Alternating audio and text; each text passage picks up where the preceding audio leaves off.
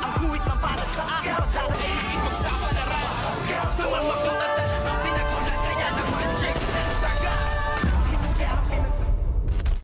Good morning mga kachikas and welcome sa aking munting channel. Muli ngang nagkaharap ito ngang si Kernel Suarez at ito ngang si Tanggol ay naglaban sila ng isang pusoy. Ngunit natalo nga itong si Kernel Suarez at dito nga ay nagkatuka ng barel at talagang hindi naman magpapatalo at magpapaawat ang ating bidang si Tanggol dahil alam naman natin kung ano ang kanyang tunay na ugali at kung gaano nga siya kabangis pag ito ay nagagalit, kung kaya't dito ay oo ito ngang si Kernel Suarez sa kanya dahil nga hindi niya alam kung ano ang kanyang gagawin. At ngayon ay isa na itong si Kernel Suarez na magiging protector ng kanilang pasugalan at lahat ng kanilang mga illegal na negosyo ay makasama pa nga itong si The General Pacheco na ngayon nga ay magbi-meet up sila. At dito nga ay bumaliktad ito ngang si Kernel Suarez na sinabi nga nitong si Tanggol na dapat ay walang makakaalam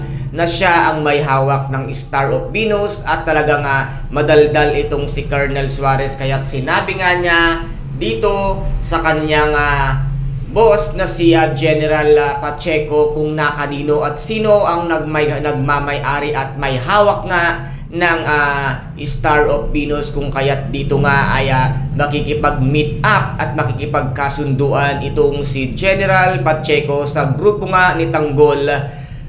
Basta nga daw usapang pera ay wala nang patumpik-tumpik pa at ito ang kanilang hinahanap, kung kaya't dito nga ay magiging magkakampi ng tuluyan ito ngang si General Pacheco kasama nga ng grupo ng ating bidang si Tanggol. Kaya guys, ito po ang ating mga pakaaabangan sa mga susunod na episode dito nga sa FPJ ang Batang Quiapo. At kung nagustuhan po ninyo ang aking videos for today, paki-subscribe na lamang po ng aking channel, paki-like and share para maging update kayo sa lahat ng gagawin kong videos.